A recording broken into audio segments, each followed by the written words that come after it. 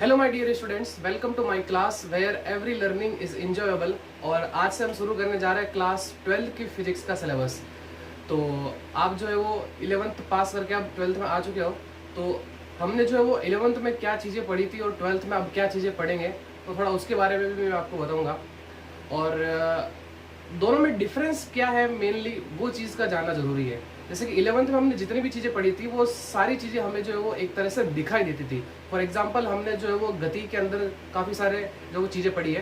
तो वहाँ पे क्या होता था कि जैसे कि अगर मान लो कोई कार चल रही है ना, कोई लड़का दौड़ रहा है, आ रही बात समझ में, आप है ना किसी भी बक्से को जो आप धक्का दे रहे हो तो वो सारी चीज़ें आपको दिखते थी, है ना। जैसे कि विस्थापन हो गया, है ना, और आपके पास में जो चाल हो गई, दूरी हो गई, त्वरण हो गया। तो ये सारी चीज़ों में आपने जो है उसके बारे में स्टडी कर ली है। लेकिन 12th में जो ज़्यादातर चीज़ें हैं वो काल्पनिक है। फॉर एग्जाम्पल अगर मैं आपसे पूछूं कि क्या आपने इलेक्ट्रॉन को देखा है, तो आपका आंसर होगा नहीं। तो इलेक्ट्रॉन क्या एक काल्पनिक चीज़ है। अरे बात समझ में। जैसे अगर बात करूँ मैं विद्युत क्षेत्र, है ना, चुंबकीय क्षेत्र, तो ये दिखाई नहीं देता है, हमें इन चीज़ों का जो है वो एहसास जरूर हुआ है। अरे बात समझ में। तो दिखाई नहीं देता जिसका मतलब क्या चीज़ें टफ होगी, बिल्कुल भी टफ नहीं होगी, चीज़ें बहुत ही ईजी है। अरे बात समझ में। तो शुरू करते हैं हम क्लास 12th का सिलेबस। और तो मैं बात करूं क्लास की 12th के सिलेबस की, तो क्लास 12th का सिलेबस आपका जो मेनली 3 पार्ट में डिवाइड किया गया पूरा क्लास 12th का सिलेबस। आ रही बात समझ में। जिसमें आपके पास में फर्स्ट है विद्युत चुंबकत्व, सेकंड है आपके पास में प्रकाशिकी, और थर्ड है आपके पास में आधुनिक भौतिकी, जिसको हम मॉडर्न फिजिक्स भी बोलते हैं। आ रही बात समझ में। सबसे बड़ी ब्रांच, जो सबसे बड़ा पार्ट है वो आपके पास में विद्युत चुंबकत्व का है। आपकी पूरी एक बुक एनसीईआरटी की विद्युत चुंबकत्व की है। सेकंड बुक जो है वो आपके पास में प्रकाशिकी और मॉडर्न फिजिक्स की है, जिसको आप आधुनिक भौतिकी बोलते हैं। तो विद्युत चुंबकत्व हम स्टार्ट करेंगे। हमारा फर्स्ट जो पार्ट रहेगा वो कौन सा रहेगा, विद्युत चुंबकत्व रहेगा। और विद्युत चुंबकत्व को भी जो है वो आगे 3 पार्ट में जो है डिवाइड किया गया है। आई बात समझ में। विद्युत चुंबकत्व को आगे 3 पार्ट में डिवाइड किया गया है। फर्स्ट है आपके पास में स्थिर वैद्युतिकी, दूसरा है आपके पास में विद्युत गतिकी, और तीसरा है आपके पास में विद्युत चुंबकीय तरंग। अगली बात समझ में। तो अब देखो ये स्थिर वैद्युतिकी क्या है, विद्युत गतिकी क्या है, और विद्युत चुंबकीय तरंग क्या है। अरे बात समझ में। सबसे पहले हम इसकी बात करते हैं स्थिर वैद्युतिकी। अच्छा, स्थिर वैद्युतिकी में हम क्या चीज पढ़ते हैं, तो जब आपके पास में आवेश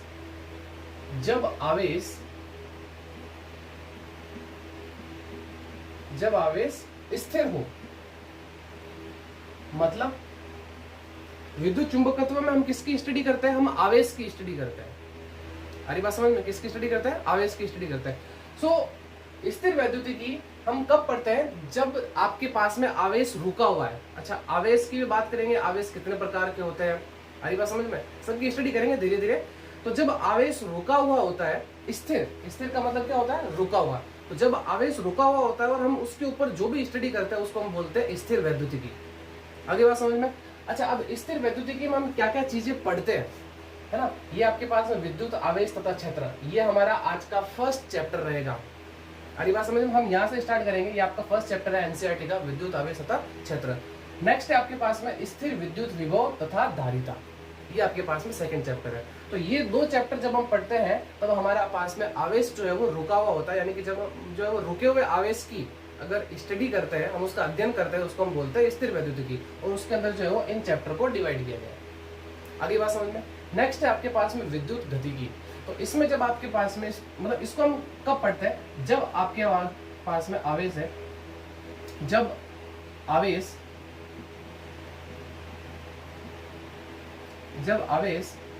नियत चाल या वेग से गति करता हो। नियत चाल या वेग से गति करता हो।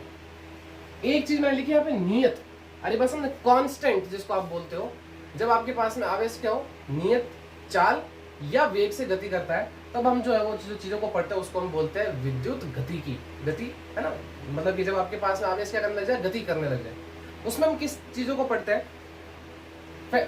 तो इसमें सबसे पहले आपके पास में आता है धारा वैद्युतिकी, इलेक्ट्रिक करंट। आपको पता होगा जब करंट फ्लो होती है, कब फ्लो होती है, जब आपके पास में इलेक्ट्रॉन चलता है ना। और आपको ये भी पता है कि इलेक्ट्रॉन जो है वो विद्युत धारा की विपरीत दिशा में चलता है। आगे बात समझ में। तो इसमें हम जो है इस चैप्टर को पढ़ते हैं। उसके बाद हमारे पास है विद्युत धारा के चुंबकीय प्रभाव, फिर आपके पास में चुंबकत्व, फिर आपके पास में विद्युत चुंबक की प्रेरण, और लास्ट में आपके पास में प्रत्यावर्ती धारा। तो इन चैप्टर को जो है वो हम इसके अंदर पढ़ेंगे। अगली बात समझ में। और लास्ट है आपके पास में विद्युत चुंबक की तरंग। ये आपके पास में एक अलग ही चैप्टर बनाया हुआ है, ठीक है ना, इसको हम जो अलग से ही पढ़ते हैं।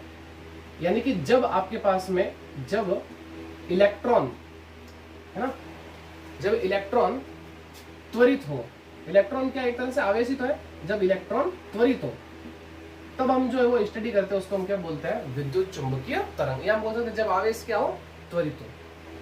आ रही बात समझ में। यहाँ आप जो आवेश लिखो तो बड़ा ठीक रहेगा, जब आवेश त्वरित, त्वरित से समझते हो आप, त्वरण नाम सुना होगा, है ना, वेग में परिवर्तन की दर को हम क्या बोलते हैं, त्वरण बोलते हैं ना, कि मतलब हर टाइम पे उसका वेग क्या हो रहा है, परिवर्तित हो रहा है। एक तरह से इलेक्ट्रॉन या आवेश को हम बोल सकते हैं क्या हो सकता है, पागल हो जाए, है ना, हर टाइम पे जो उसका मतलब जो भी वेग है वो क्या हो रहा है, चेंज हो रहा है समय के साथ में। तब हम जो स्टडी करते हैं उसको बोलते हैं विद्युत चुंबकीय तरंग, ठीक है। तो ये है हमारे पास में फर्स्ट पोर्शन जिसको हम बोलते हैं विद्युत चुंबकत्व। क्लियर। ये आपकी पूरी एक बुक है एनसीईआरटी में।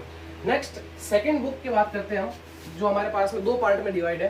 पहला आपके पास में प्रकाशिकी, जिसको हम और इसको भी जो है वापस दो भागों में बांटा गया है, एक तो किरण प्रकाशिकी और एक आपके पास में तरंग प्रकाशिकी। किरण प्रकाशिकी के बारे में आप जो 10th में थोड़ा बहुत पढ़ चुके हो, जैसे आपने परावर्तन पढ़ा होगा, अपवर्तन पढ़ा होगा, अरे बात समझ में। तो हम यहाँ पे जो कुछ और चीजों को पढ़ेंगे, जैसे प्रकाशीय उपकरण क्या है, सूक्ष्मदर्शी, दूरदर्शी, अरे बात समझ में, तो उनके बारे में जो हम स्टडी करेंगे। फिर हम बात करते हैं तरंग प्रकाशिकी, इसमें आपके पास में जो व्यतिकरण, विवर्तन, ध्रुवण, बहुत सारी चीजें आएगी। यह हम जो है वो ये आप क्या बोलते हैं इसको, परावर्तन के नियम, अपवर्तन के नियम जो भी है उसको भी जो हम यहाँ पे प्रूव करेंगे कि वो कैसे आए, ठीक है ना। तो तरंग प्रकाशिकी में हम जो है उसको भी स्टडी करेंगे। नेक्स्ट हमारे पास में थर्ड है आधुनिक भौतिकी। अब आधुनिक भौतिकी में हम क्या क्या चीजें पढ़ते हैं, एक तो प्रकाश विद्युत प्रभाव। आधुनिक भौतिकी में हम ज्यादातर उन चीजों की स्टडी करते हैं जो बहुत ही छोटे पार्टिकल है, अरे बात समझ में। जैसे कि अब मैं बात करूं परमाणु भौतिकी, तो परमाणु बहुत छोटा होता है, हम उसकी स्टडी करते हैं। नेक्स्ट हमारे पास में नाभिकीय भौतिकी, न्यूक्लियर फिजिक्स आप जिसको बोलते हो, ये एटॉमिक फिजिक्स हो गई, ये न्यूक्लियर फिजिक्स हो गई, और लास्ट में हमारे पास में क्या, इलेक्ट्रॉनिक्स। तो इन चीजों को हम जो है वो पढ़ेंगे, और ये है आपके पास में पूरे 12th का सिलेबस। आरी बात समझ में। एक तरह से मैंने ये चैप्टर्स के नाम भी लिख लिए हैं, जैसे भी आप समझो।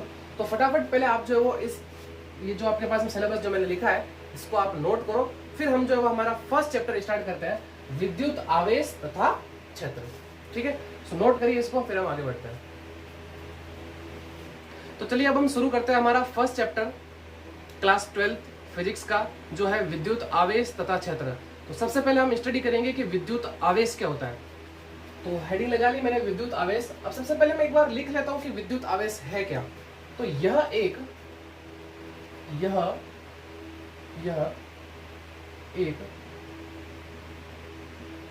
मूलभूत कणों का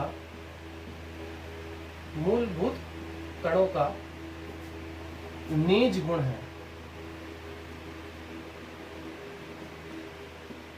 मूलभूत कणों का निज गुण। अच्छा, ये निज, इसका मीनिंग क्या है? जैसे कि आपको पता होगा, जैसे आपने सुना होगा द्रव्यमान, द्रव्यमान भी क्या एक निज गुण है वस्तु का। मतलब निज उसको बोलते हैं कि जो भी आपके पास में चीज है, आप उसके बारे में हम और ज्यादा स्टडी नहीं कर सकते, वो लास्ट है। जैसे अगर मैं आपसे पूछूं कि द्रव्यमान किससे बना है, तो आपका आंसर होगा द्रव्यमान ही होता है। उसके आगे मतलब उसके आगे हम और ज्यादा स्टडी नहीं कर सकते। जैसे कि विद्युत आवेश हो गया, तो आवेश में हम और ज्यादा स्टडी नहीं कर सकते, उसी को बोलते हैं हम क्या, एक निज गुण, ठीक है ना। अब बात करते हैं ये मूलभूत कण कौन कौन से है। तो जैसे कि अगर मैं आपको याद लो, आपने 11th में परमाणु चीज पढ़ी होगी। ये आपके पास में मान लो कोई परमाणु है, ये आपके पास में परमाणु। अच्छा, परमाणु के सेंटर में यहाँ क्या होता है, नाभिक होता है, आपको पता ही है। अच्छा, नाभिक किससे बना होता है? वो बना होता है प्रोटॉन और न्यूट्रॉन से, प्रोटॉन और न्यूट्रॉन से। अच्छा, ये जो है वो बाहरी कक्षा होती है ना। इसमें कौन घूमते हैं? इलेक्ट्रॉन घूमते हैं। तो ये आपके पास में ये इलेक्ट्रॉन। अच्छा, प्रोटॉन पे चार्ज कौन सा होता है? पॉजिटिव चार्ज होता है। प्रोटॉन पे चार्ज कौन सा होता है? पॉजिटिव चार्ज होता है। तो ये इलेक्ट्रॉन, प्रोटॉन और ये न्यूट्रॉन, ये क्या है? मूलभूत कण है। अरे बात समझ में। तो यहाँ से हमें जो है वो आवेश के प्रकार के बारे में भी पता चल गया। अरे बात समझ में कि आवेश के जो प्रकार है, आवेश के प्रकार।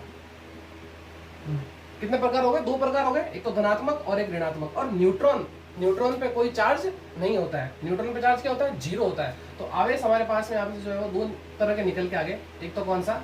धनात्मक आवेश, धनात्मक आवेश। और दूसरा हमारे पास में निकल के आगे क्या? ऋणात्मक आवेश, ऋणात्मक आवेश। आगे बात समझ में? चलो, तो ये तो हो गई हमारे पास में जो है वो आवेश की कहानी की। आवेश क्या होता है ना? आवेश मूलभूत कणों का एक निज गुण है। और आवेश 2 प्रकार का होता है, धनात्मक और ऋणात्मक आवेश। क्लियर? अच्छा, अब और बात करते हैं इसके आगे कि जो आवेश की ऐसा ही इकाई है वो क्या है? आवेश की ऐसा ही इकाई, आवेश की ऐसा ही इकाई अगर कई बच्चों को याद भी होगी, क्या होती है? कूलाम, जिसको हम किससे लिखते हैं? कैपिटल C से लिखते हैं। ये आवेश की इकाई होती है। अच्छा, इसका सिंबल क्या होता है? आवेश का प्रतीक क्या होता है? आवेश को हम किससे लिखते हैं? आवेश का प्रतीक, इसको हम लिखते हैं किससे? Q से लिखते हैं। ये आवेश का सिंबल है, जिसको हम, है ना, क्या है? Capital Q। और कई जगह स्मॉल q भी लिखते हैं। तो बस याद रखना, Q जो है वो सिंबल है किसका? आवेश का। आगे बात समझ में? तो आवेश की ऐसा ही इकाई क्या हो गई? कूलम। आवेश का प्रतीक क्या हो गया? Capital Q। अच्छा, कुछ और चीजें भी ध्यान रखो, जैसे कि समान आवेश। समान आवेश, समान आवेश क्या क्या हो गया? फॉर एग्जाम्पल प्लस प्लस और माइनस माइनस, इन दोनों में क्या होता है? प्रतिकर्षण होता है। इसी तरीके से असमान आवेश, असमान आवेश। आज की क्लास बिल्कुल बेसिक है, ये चीजें आपको याद रखनी है, ये ध्यान रखना। यानी कि प्लस माइनस, इनमें क्या होता है? आकर्षण। आ रही बात समझ में? समान आवेशों में क्या होता है? प्रतिकर्षण। जैसे आपको पता होगा चुंबक में होता है ना, नॉर्थ और नॉर्थ एक दूसरे को रिपेल करते हैं, नॉर्थ और साउथ एक दूसरे को अट्रैक्ट करते हैं। तो वही चीजें जो है वो इसमें भी होती है, आवेश में भी होती है। आगे बात समझ में? अच्छा, अब और चीज बात करते हैं कि ये आवेश की इकाई कूलम कहां से है। जैसे आपने विद्युत धारा पढ़ा होगा, तो धारा क्या होती है? आवेश के प्रवाह की दर, दर मतलब डिवाइडेड बाई टाइम। अच्छा, यहां से अगर मैं इस टी को इधर शिफ्ट करूं तो Q इज इक्वल टू क्या निकल के आएगा? IT, है ना? Q equal to IT। यदि I बराबर 1 एम्पियर और T बराबर 1 सेकेंड, यदि I बराबर 1 एम्पियर और T बराबर 1 सेकेंड, तो इसका मतलब हमारे पास में क्या हो जाएगा? यहाँ रखो 1 एम्पियर इंटू 1 सेकेंड। तो 1 को 1 से मल्टीप्लाई करोगे 1 हो जाएगा, और एम्पियर इंटू सेकेंड क्या होता है? कूलाम होता है। यानी इसका मीनिंग यह है कि जैसे कि मान लो मेरे पास में कोई भी चालक है, अगर उस चालक में 1 एम्पियर की धारा अगर 1 सेकेंड में, 1 एम्पियर की धारा अगर 1 सेकेंड में अगर उसमें प्रवाहित होती है, तो उसमें कितना आवेश बनता है? उसमें 1 कूलम का जो है वो आवेश बनता है। आगे बात समझ में? ये जी। अच्छा, अब बात करते हैं कि आवेश की सबसे छोटी इकाई क्या है? आवेश की सबसे छोटी इकाई, आवेश की सबसे छोटी इकाई, तो याद रखना आवेश की सबसे छोटी इकाई होती है क्या? इलेक्ट्रॉन। और इस इलेक्ट्रॉन की वैल्यू क्या होती है?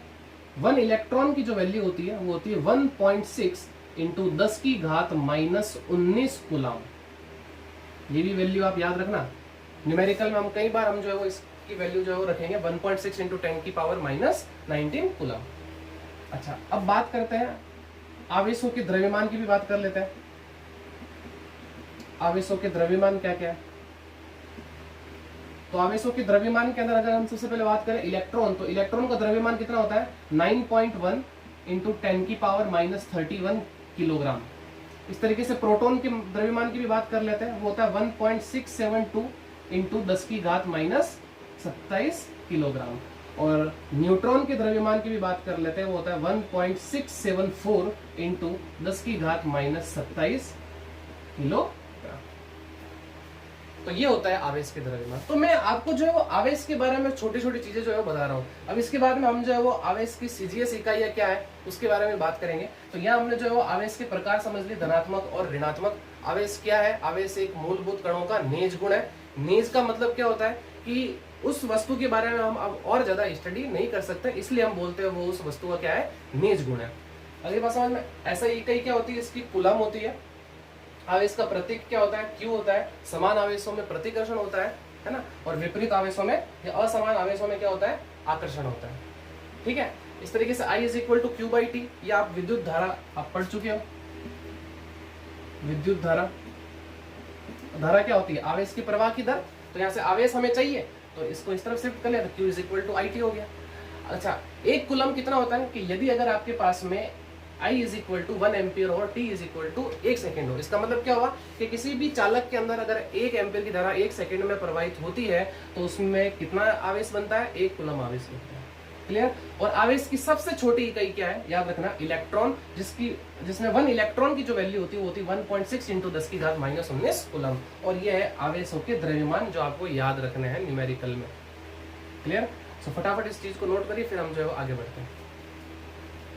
हम जो है वो आगे बात करते हैं कुछ और चीजों के बारे में कि आवेश की सीजीएस इकाइयां क्या क्या है। आवेश की सीजीएस इकाई, तो आवेश की सीजीएस इकाई जो है वो 2 प्रकार की होती है। एक होती है ESU और एक होती है EMU। अब आपको इंग्लिश में ही याद रखना पड़ेगा, ये ध्यान रखना इस चीज को। ESU का मतलब होता है इलेक्ट्रोस्टैटिक, इलेक्ट्रोस्टैटिक यूनिट, और EMU का मतलब होता है इलेक्ट्रोमैग्नेटिक यूनिट। याद रखना इन चीज को। आगे बात समझ, इलेक्ट्रोस्टैटिक और इलेक्ट्रोमैग्नेटिक। अब बात आती है कि SI और CGS में क्या संबंध है, तो ये भी ध्यान रखना। 1 coulomb is equal to ESU के अंदर होता है 3 इंटू 10 की घात 9 ESU, और इलेक्ट्रोमैग्नेटिक में 1 कूलम बराबर होता है 1/10 EMU। आगे बात समझ में, याद रखना ये वैल्यू। आज की क्लास बिल्कुल बेसिक आवेश के बारे में हम समझेंगे सिर्फ, है ना, और आवेश के जो क्या गुण होते हैं उनके बारे में पढ़ेंगे। और चीजें देखो, 1 फेराडे इज इक्वल टू होता है 96,500 कूलम। ये ध्यान रखना, 1 फेराडे बराबर 96,500 कूलम के बराबर होता है। जैसे आपको पता होगा कि 1 मीटर बराबर 100 सेंटीमीटर, है ना, 1 किलोमीटर बराबर 1000 मीटर। तो इस तरीके से 1 फेराडे बराबर 96,500 कूलम। और चीजें याद रखो, जैसे कि 1 माइक्रो कूलम, ये कितना होता है, माइक्रो होता है आपके पास में 10 की घात -6। अरे बात समझ में। 1 नैनो कूलम, नैनो कितना होता है, 10 की घात -9 कूलम। और 1 पीको कूलम, ये होता है आपके पास में 10 की घात -12 कूलम। जैसा आपने पढ़ा होगा ना, मिलीमीटर, माइक्रोमीटर, नैनोमीटर, है ना, इस तरीके से ये भी होता है माइक्रो कूलम, नैनो कूलम और पीको कूलम। और इनके बीच में गैप भी देख लो, आपको 3 का गैप है, तो याद रखना भी बहुत इजी है। आगे बात समझ में। तो ये है आपके पास में आवेश के बारे में छोटी छोटी जो जानकारी थी वो मैंने आपको बता दी। इन चीजों को आपको जो है वो दिमाग में रखना है, ये हमारे जो है वो आगे भी काम आएगी। नेक्स्ट हम बढ़ते हैं आगे। अब बात करते हैं हम आवेश के गुणधर्म की। आवेश के गुणधर्म, आवेश के गुणधर्म क्या क्या है। तो सबसे पहले हम बात करते हैं आवेशों की योज्यता, यानी योगफल के बारे में हम बात करेंगे। तो सबसे पहले मैं जो है वो इस गुणधर्म के बारे में लिख लेता हूं। तो किसी निकाय पर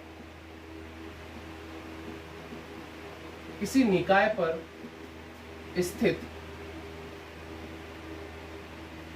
कुल आवेश का मान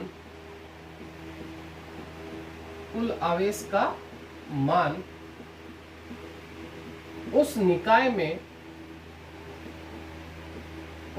में उपस्थित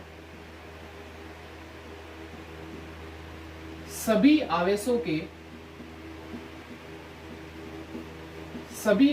के बीज गणितीय योग के बराबर होता है। बीज गणितीय योग के बराबर होता है। बहुत ही सिंपल है। अरे बात समझ में? बिल्कुल बेसिक प्रॉपर्टी है, ठीक है ना, बहुत इजी है कि किसी निकाय पर स्थित कुल आवेश का मान उस निकाय में उपस्थित सभी आवेशों के बीज गणितीय योग के बराबर होता है। फॉर एग्जाम्पल, जैसे कि मान लो कि ये मेरे पास में एक निकाय है, ये मेरे पास में कोई निकाय है, इसमें कुछ आवेश रखे हैं, जैसे कि मान लो कि एक आवेश हमारे पास में ये रखा है +2 कूलम का रखा है।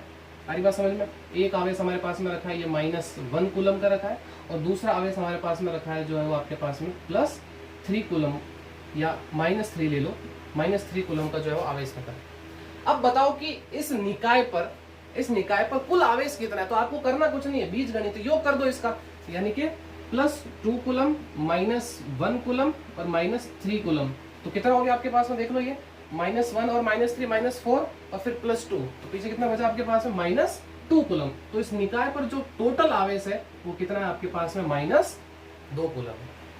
आ रही बात समझ में? इस निकाय का अगर मुझे कोई टोटल आवेश पूछे, है ना, कुल आवेश पूछे, तो करना कुछ नहीं, जितने भी आवेश रखे इसके अंदर सबको जोड़ दो, सीधा उसका जो क्या करो, बीज गणित योग कर दो, है ना, माइनस माइनस वालों को ऐड कर दो, प्लस प्लस वालों को ऐड कर दो, फिर उनको जो है वो घटा दो एक दूसरे में।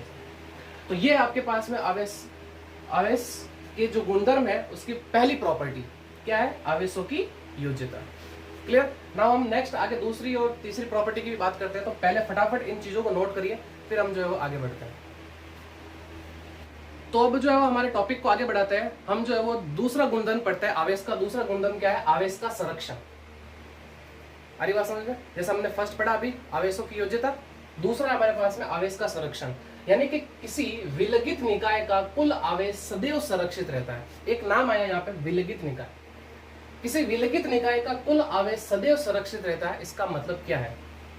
तो समझो, विलगित निकाय का मतलब होता है कि ऐसा निकाय जिसमें आवेश के अलावा और कोई उपस्थित ना हो, उसको हम बोलते हैं आवेश का विलगित निकाय। अरे बात समझ में? जैसे कि मान लो कि एक निकाय है जिसमें कुछ आवेश मैंने रख दिया, और उस निकाय को मैंने 10 साल बाद में देखा, तो मुझे ये पता चला कि दोनों का आवेश, चाहे मैंने आज रखा वो आवेश और मैंने 10 साल बाद में देखा उस आवेश को, तो बराबर रहा। अरे बात समझ में? यानी कि कुल मिला के बात ये कि आवेश हमेशा वही रहेगा जो आपने किसी विलगित निकाय में देखा है। या जैसे कि अगर मैंने आज अगर किसी निकाय के अंदर कुल आवेश रखा और उसको मैं 10 साल या 20 साल बाद में देखूं, तब भी उस निकाय का आवेश क्या रहेगा? वही रहेगा, यानी कि संरक्षित रहेगा। अरे बात समझ में? आगे बढ़ते हैं हम कि आवेश को न तो उत्पन्न किया जा सकता है और न ही नष्ट किया जा सकता है। आवेश को सिर्फ आप एक वस्तु से दूसरी वस्तु पे जो है वो स्थानांतरित कर सकते हो। जैसे आपने ऊर्जा संरक्षण पढ़ा होगा कि ऊर्जा को न तो हम उत्पन्न कर सकते हैं और न ही हम जो है वो नष्ट कर सकते हैं। ऊर्जा को सिर्फ और सिर्फ हम एक रूप से दूसरे रूप में बदल सकते हैं। तो सेम यहाँ पे भी यही चीज होती है कि आवेश को हम जो है वो एक वस्तु से दूसरे वस्तु पे हम जो है वो शिफ्ट कर सकते हैं, यानी स्थानांतरित कर सकते हैं। इसको एक एग्जाम्पल से समझते हैं, सारी चीजें क्लियर हो जाएगी आपकी। जैसे कि मान लो ये मेरे पास में कोई निकाय, और यही वापस जो है वो मेरे पास में यही निकाय है, ठीक है ना, और इसमें जो है वो मैंने 3 वस्तुएं रखी और उन पर आवेश भी मैंने बता दिए कि ये आवेश है। इस पे आवेश मैंने बता दिया +1 कूलम, इस पे मैंने देखा -2 कूलम, और इस पे आपके पास में आगे कितना? -3 कूलम। चलो, ये आवेश जो है वो इन तीनों वस्तुओं पे है। मैंने क्या किया, इस निकाय को थोड़ा सा हिलाया और बाद में मैंने वापस देखा कि इन निकाय के अंदर जो वस्तुएं रखी थी उन पे आवेश जो बदल चुका है। यानी कि कुल मिला के बात यह है कि इस वस्तु पर जब मैंने देखा तो इस पे आवेश आ चुका था कितना? -1 कूलम। जब मैंने इस वस्तु को देखा तो इस वस्तु पे जो आवेश आ रखा था वो था आपके पास में +3 कूलम। तो बताओ इस पे कितना आवेश आया? इस वस्तु पर कितना आवेश था? तो आप क्या करोगे कि हमें पता है कि किसी विलगित निकाय का कुल आवेश सदैव से क्या रहता है? संरक्षित रहता है। यानी कि अगर किसी निकाय में सिर्फ आवेश उपस्थित है तो उसको चाहे मैं आज देखूं चाहे बाद में देखूं, आवेश तो वही रहा होगा। और कई जनों का आप में से जो है वो आंसर भी आ चुका होगा कि इसकी क्या जो है वैल्यू है। तो इसको हम टोटल कर लेते हैं। 1 coulomb -2 coulomb -3 coulomb is equal to -1 coulomb +3 coulomb और फिर +x। इसको x मान लिया मैंने। अब इन सबको जोड़ दो तो -3 और -2 कितना हो गया? -5, -5 और ये +1 तो कितना हो गया? -4 कूलम। इस तरफ आपके पास में कितना? -4 coulomb. -4 coulomb is equal to, यहां से देखो आपके पास में कितना 3 में से 1 चला गया, पीछे कितना बचा आपके पास में प्लस का 2 कूलम और फिर ये x। इस +2 को मैंने इस तरफ शिफ्ट कर दिया तो यानी कि x इज इक्वल टू मेरे पास में निकल के कितना आ गया -6 कूलम, यानी कि इस वस्तु पर जो आवेश है वो कितना है -6 कूलम है।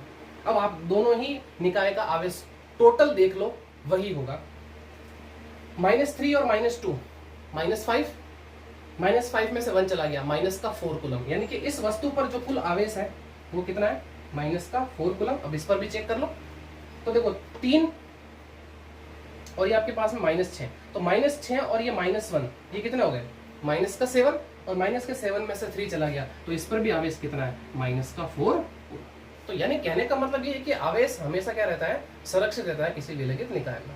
ओके, आपको ये जो गुणधर्म समझ में आ गया होगा। आगे बढ़ते हैं, आवेश का क्वांटीकरण, है ना। अब ये नया टर्म है ना, क्वांटीकरण का मीनिंग क्या होता है, ऐसा मैंने लिख लिया यहाँ पे। इसका मतलब होता है कि कुछ भी निश्चित मात्रा में उपलब्ध हो।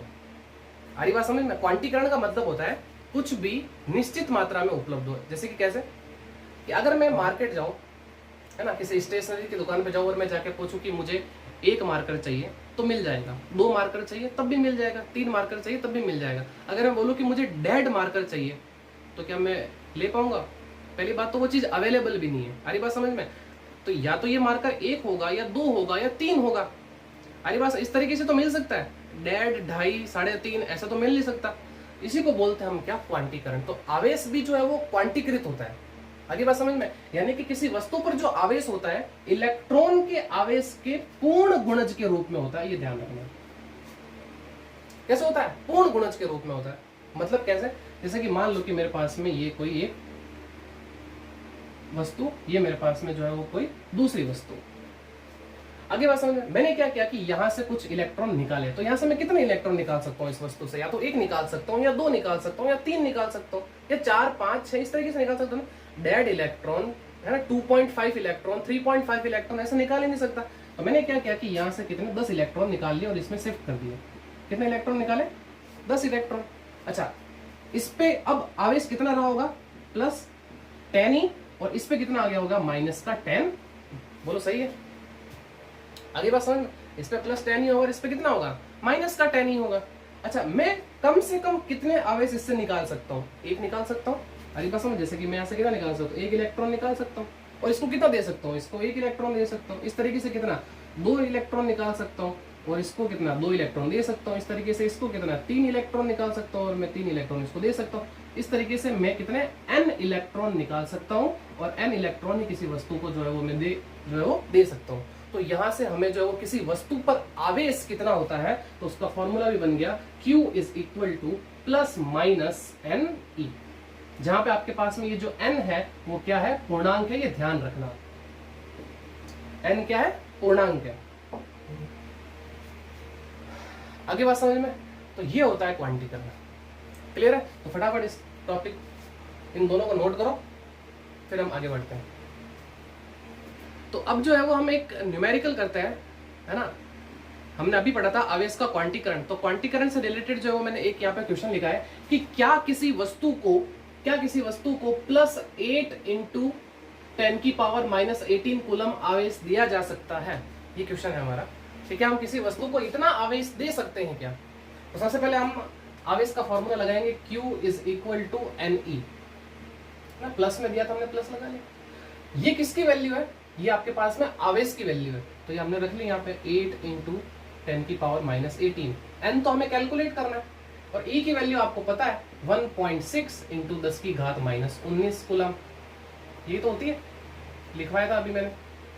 अच्छा, अगर ये n की वैल्यू पूर्णांक निकल के आती है तब तो हम बोल सकते हैं कि हाँ, हम किसी वस्तु को इतना आवेश दे सकते हैं, क्योंकि मैंने आपको पहले बताया था, यहाँ लिखा था मैंने, n क्या होना चाहिए? पूर्णांक होना चाहिए। अगर n की वैल्यू पूर्णांक आती है तो हम बोल सकते हैं कि हाँ, हम किसी वस्तु को इतना आवेश दे सकते हैं। अगर पूर्णांक नहीं आती है तो हम उस वस्तु को आवेश नहीं दे सकते हैं, क्योंकि हर कोई चार्ज हम जो किसी वस्तु से न तो निकाल सकते हैं, नहीं दे सकते हैं। हम सिर्फ और सिर्फ पूर्णांक के रूप में जो हम दे सकते हैं। हम n की वैल्यू कैलकुलेट करेंगे, तो इसको जो इसके नीचे शिफ्ट कर लेंगे, तो n इज इक्वल टू आपके पास में हो जाएगा 8 × 10⁻−18 बटे 1.6 × 10⁻−19। ये पॉइंट यहाँ से हटाऊंगा और ये 0 में अलग हो, तो 16 को 80 से काट दिया कितनी बार, 5 बार। ये माइनस का 19 ऊपर जाएगा, प्लस का 19 हो जाएगा, और 19 में से 18 चले जाएगा तो पीछे कितना 1 बचेगा, यानी कि n इज इक्वल टू यहाँ से 5 इंटू 10 बचेगा। सो n की वैल्यू कितने निकल के आ गई मेरे पास में 50, और 50 आपको पता है कि क्या होता है, एक पूर्णांक होता है। तो हम बोल सकते हैं कि हाँ, हम किसी वस्तु को जो है वो इतना आवेश दे सकते हैं। अगर ये पूर्णांक निकल के नहीं आता, मान लो 49 है ना, या 40 या 51 करके कुछ आता, तो हम बोल सकते नहीं, क्योंकि n पूर्णांक नहीं है, इसलिए ये ध्यान रखना। मैंने आपको पहले बोला था, इलेक्ट्रॉन आप किसी भी वस्तु से या तो 1 निकाल सकते हो, या 2 निकाल सकते हो, या 3 निकाल सकते हो, या 4 निकाल सकते हो, या n इलेक्ट्रॉन निकाल सकते हो, और यही इलेक्ट्रॉन हम दे सकते हैं। हम 50 इलेक्ट्रॉन को निकाल सकते हैं ना। तो यही चीज मैं आपको समझा रहा था कि क्वांटीकरण का मतलब क्या होता है, ठीक है ना। मतलब कोई भी चीज आपके पास में कोई निश्चित मात्रा में अवेलेबल हो, ठीक है। तो हमने 3 प्रॉपर्टी पढ़ ली, और लास्ट प्रॉपर्टी और आज की लेक्चर का भी लास्ट टॉपिक, आवेश की निश्चलता, यानी कि क्या आवेश जो है वो चाल पर निर्भर करता है। हरी बात समझ में, ये चीज है। तो एक चीज मैं यहां पे लिखना चाहूंगा कि आवेश सदैव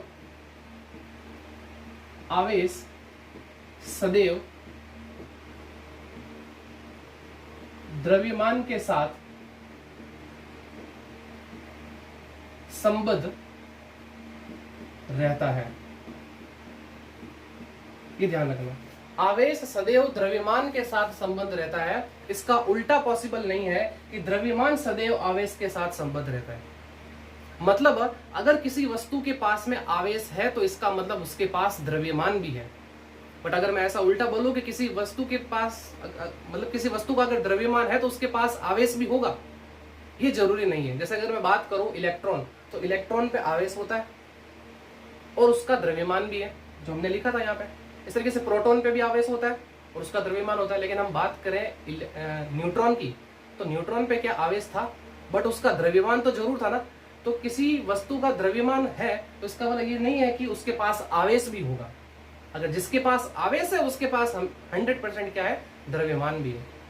आगे बात समझ, इसका उल्टा पॉसिबल नहीं है कि किसी वस्तु के पास द्रव्यमान है तो उसके पास आवेश भी होगा, ऐसा जरूरी नहीं है। क्लियर। तो ये चीज ध्यान रखना, आप आवेश सदैव द्रव्यमान के साथ संबंध रहता है। और एक और चीज इंपॉर्टेंट, आवेश चाल पर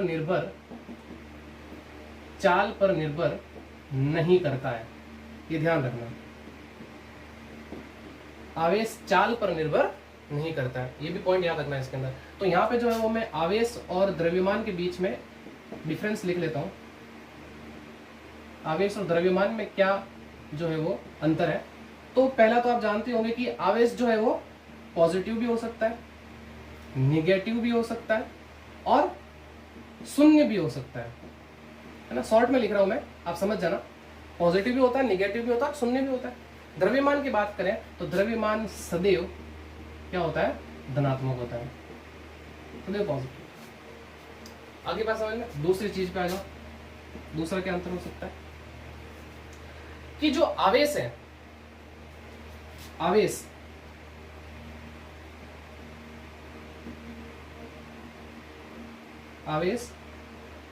संरक्षित होता है, जबकि अगर मैं बात करूं द्रव्यमान, तो द्रव्यमान आपके पास में असंरक्षित रहता है, ये ध्यान रखना। आगे बात समझ में, द्रव्यमान चेंज हो जाता है, ये संरक्षित नहीं रहता है। नेक्स्ट, तीसरी चीज की बात करते हैं, यह चाल पर निर्भर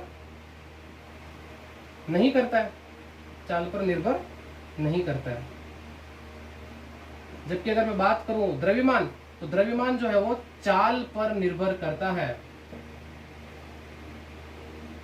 ये चाल पर निर्भर करता है। और मतलब कि अगर कोई वस्तु रुकी हुई है, उसके पास द्रव्यमान है, तो जब अगर वो चलने लग जाए तो उसका द्रव्यमान भी बदल जाता है। तो उसका फॉर्मूला क्या होता है, वो इस फॉर्मूले से निकलता है, m is equal to m0 upon under root 1 minus v square बटे सी स्क्वायर। अगर कोई वस्तु गतिमान है और उसका द्रव्यमान हमें निकालना है, वो इस फॉर्मूले से निकाला जाता है, m is equal to m0 upon root 1 minus v square upon c square. m क्या है, गतिमान आवेश का द्रव्यमान, एम नॉट क्या है, विराम द्रव्यमान यानी कि जब वस्तु रुकी हुई थी उस टाइम, वी क्या है, उस वस्तु की चाल, और सी क्या है, प्रकाश की चाल, जो आपको पता है कि 3 × 10⁸ मीटर पर सेकेंड होती है। तो ये थी आपके पास में आवेश के गुणधर्म, या आवेश की बोल सकते हैं हम क्या, प्रॉपर्टीज। तो कल हम जो है वो नेक्स्ट क्लास में, कल मतलब नेक्स्ट क्लास में हम जो है वो हम किसी वस्तु को कैसे आवेशित कर सकते हैं, और साथ में इस चैप्टर का सबसे इंपॉर्टेंट टॉपिक कूलम का नियम भी जो है वो हम स्टार्ट करेंगे। तो थैंक यू सो मच, आज की क्लास में इतना ही।